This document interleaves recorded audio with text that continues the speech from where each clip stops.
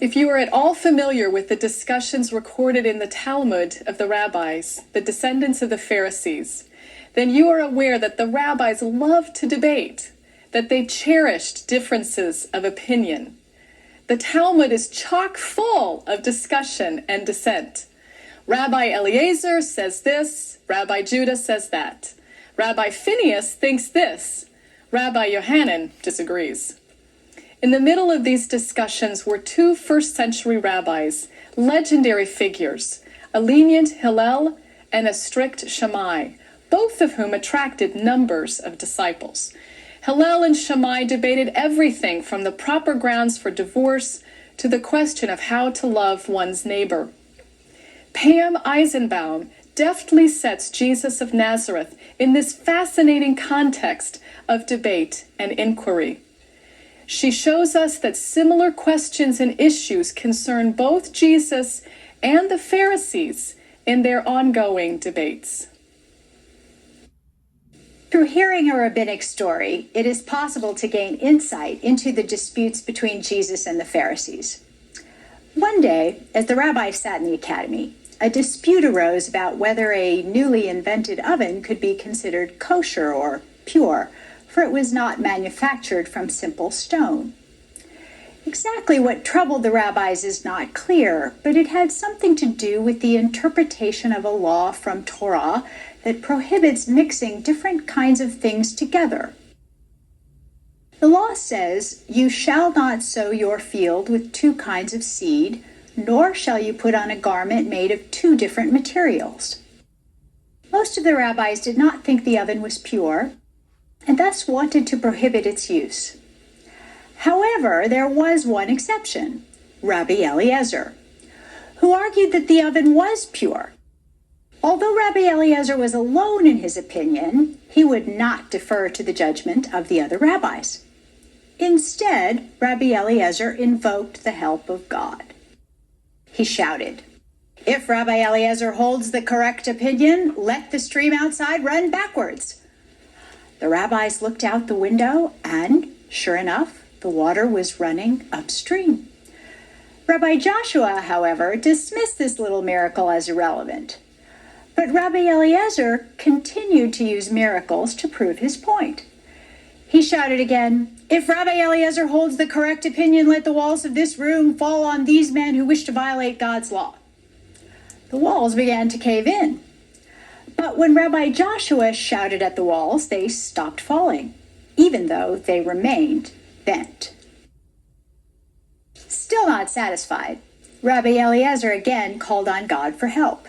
Immediately, a booming voice from heaven filled the room and confirmed that Rabbi Eliezer had the correct interpretation. But not even that heavenly voice could dissuade Rabbi Joshua.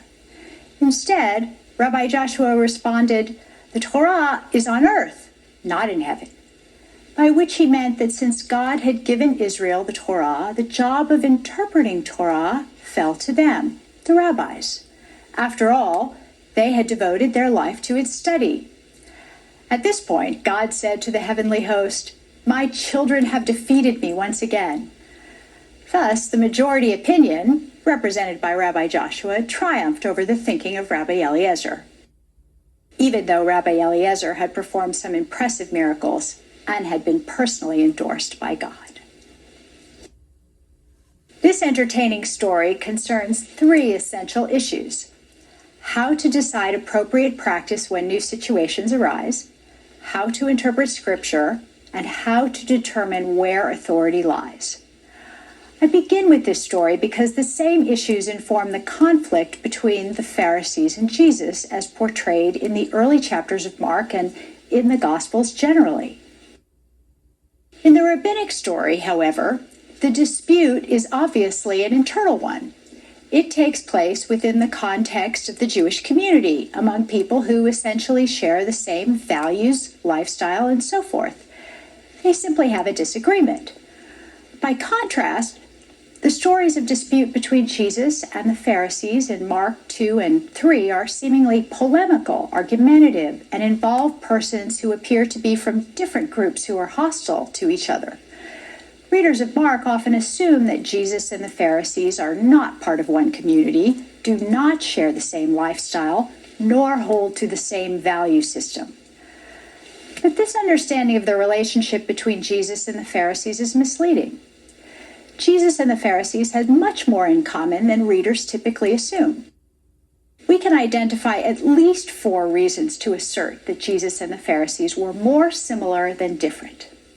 First, while debates between Jesus and the Pharisees may give the impression they were constantly at odds, the Pharisees interact with Jesus more than any other named group. Although the Sadducees are mentioned several times in the Gospels, only 1 or 2 stories depict them engaging Jesus in theological discussion.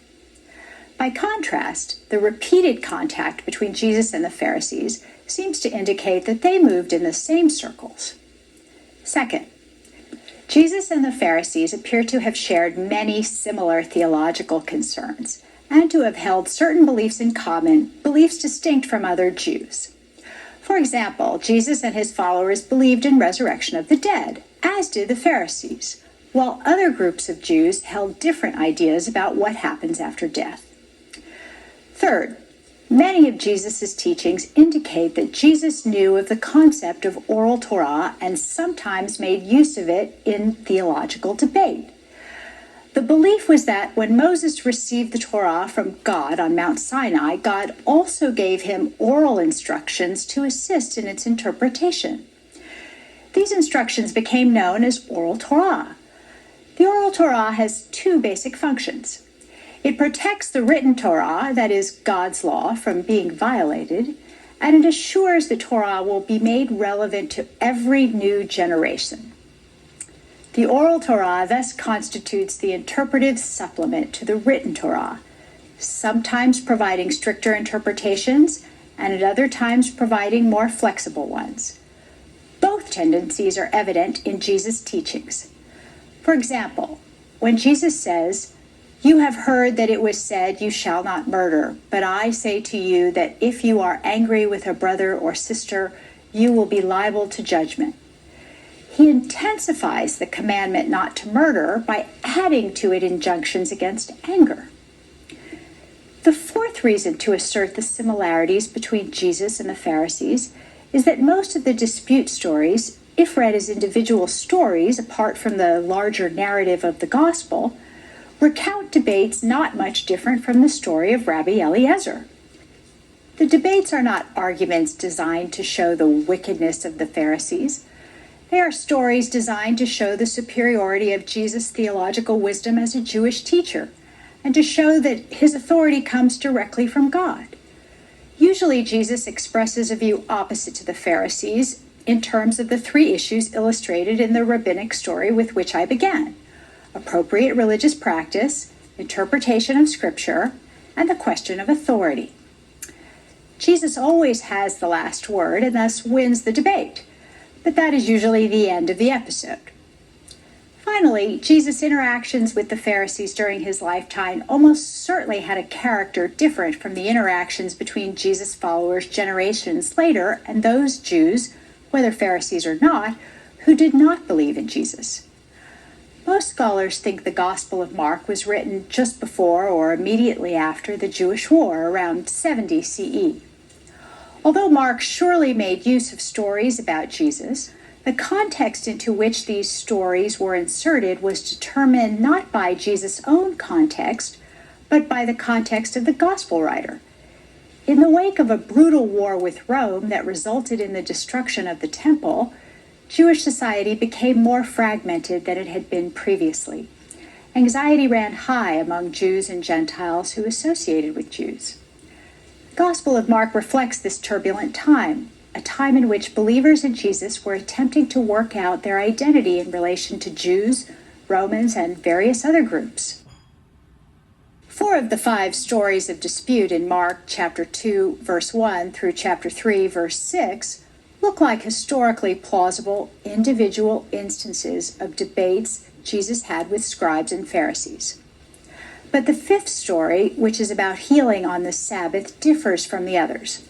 No one gets to voice an opinion on the subject except Jesus, who asks, Is it lawful to do good or to do harm on the Sabbath, to save life or to kill? Everyone remains silent. It is not surprising that the audience remains silent, since this is the least controversial statement Jesus has made thus far. Yet, ironically, this story ends with the Pharisees going out to plot against Jesus with the Herodians.